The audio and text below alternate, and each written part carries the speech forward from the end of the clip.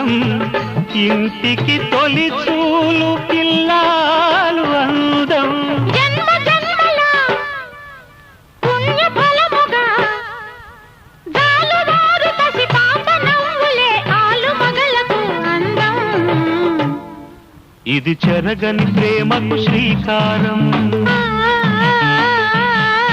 ఇది మమతల మేడకు ప్రాకారం పండిన కలలకు శ్రీరస్తు పసుపు కుంకుమకు శుభమస్తు కనివిని ఎరుగని అనురాగానికి కళ్ళ